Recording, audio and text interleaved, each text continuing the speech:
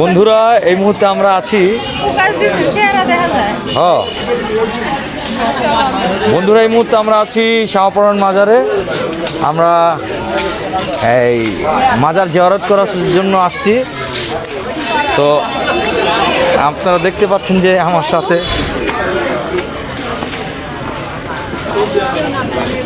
মহিলাগুলো ওদিকে, মহিলাগুলো কোন দিকে?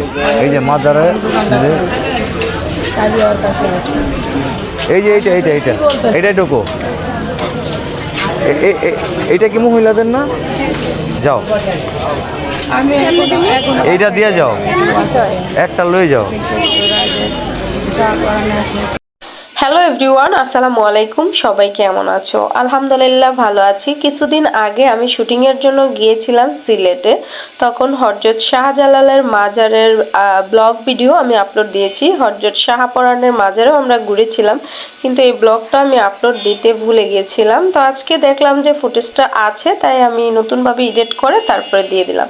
দেখতেই পাচ্ছিলা যে আমরা জুতা একটা জায়গায় রাখছি। এখানে 10 টাকা করে জুতা রাখার জায়গা, তা নাহলে অনেক মানুষ আসা যাওয়া করে তো জুতা হারিয়ে যায়। এই জন্য একটা জায়গায় 10 টাকা খরচ হলেও ভালো জুতাগুলা রাখা যায়।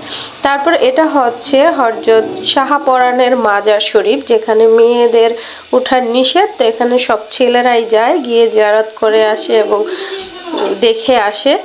তো এখানে গিয়েছিল শ্রাবণ ভাই, তো আমরা যেতে পারিনি। সে একটু একটু করে ভিডিও করেছিল হযরত শাহপরান রাদিয়াল্লাহু তাআলার মাজার শরীফটা।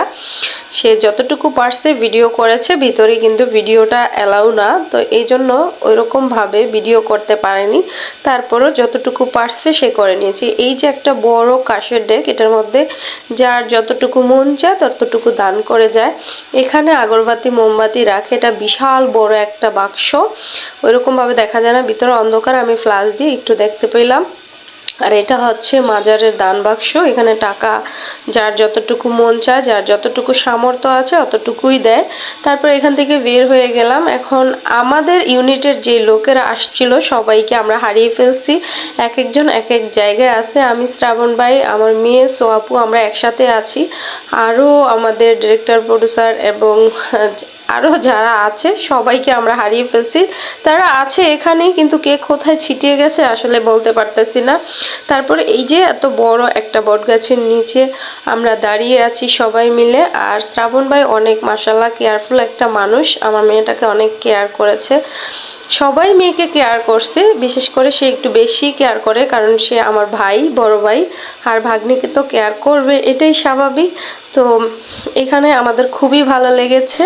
আমার জীবনে অনেক বড় একটা স্বপ্ন ছিল যে হযরত শাহজালাল এবং হযরত শাহপরানের মাজারে জীবনে একবার হলেও আসব। সেই ছোটবেলা থেকে এটা আমি আশা করে রেখেছি। যাই হোক, শুটিংয়ের জন্য হলেও এই আশাটা আমার আজকে পূরণ হয়েছে। এর জন্য আল্লাহর কাছে লাখো লাখো কোটি শুকরিয়া।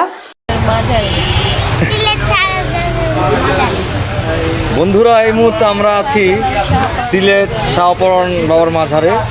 আমরা এইমাত্র জিয়ারত করে আসলাম। আমরা এই মুহূর্তে অবস্থান করছি মাজারের সামনে, যে বিশাল বড় এক বট গাছ, বট গাছের গোড়াতে আমরা বসে আছি। আমি বসে নেই, আমি ভিডিও করছি। আর এই যে এটা হচ্ছে কি আমার মেয়ে,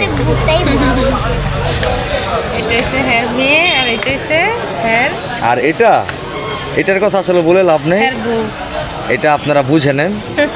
হ্যাঁ, আমরা জিয়ারত করা শেষ করেছি, এখানে কিছুক্ষণ বিশ্রাম নিচ্ছি। কারণ আমরা যে গাড়ি দিয়ে এসেছি, গাড়ির লোকগুলো এখন কোথায় যে ছিটে দিতে গেছে, সবাই মাজারে গেছে। হ্যাঁ, কেউ উপরে গেছে। ওই সাইডটা একটু ভিডিও করুন। অন্ধকার তো আমরা আইছি, রাইতে তো অন্ধকারে থাকবো। এ হচ্ছে গিয়ে শাহপরান মাজার। এখানকার আশেপাশগুলো আপনাদেরকে দেখাচ্ছি, যদিও রাত হয়ে গেছে, ভালোভাবে বোঝাতে পারছি না। এই যে এখানে এই যে সাবজেক্টটা, এই যে বিল্ডিংটা দেখতে পাচ্ছেন, এখানে মহিলাদের জিয়ারত করার জন্য স্থান। আর মাজারে যাওয়ার জন্য একমাত্র পুরুষরাই যেতে পারবে। উপরে যে মাজারটা, শাহপরান বাবার যে মাজার, এখানে একমাত্র ছেলেরা যেতে পারে, আর মহিলাদের জন্য এটা লম্বই পাহাড়ের উপরে, দেখো না? হ্যাঁ, না, আমার পা ব্যথা করে না। যাওয়ার পর অন্যরকম একটা অনুভূতি পেয়েছি আমি, সেই অনেক সুন্দর অনুভূতি পেয়েছি। আমাকে একটু পাগলের মতো লাগছিল, কারণ সারা দিন আমরা শুটিং শেষ করে তারপরে যাওয়ার পথে এদিকে আমরা হযরত শাহপরানের মাজারে গিয়েছিলাম, এজন্য আমাকে দেখতে ভীষণ বিশ্রী লাগতেছিল। যাই হোক, এই ছিল আমার ছোট্ট মিনি ব্লগটা। তোমাদের ভালো লাগলে অবশ্যই লাইক, কমেন্ট, শেয়ার করে দিবা। সবাই ভালো থাকো, আল্লাহ হাফেজ।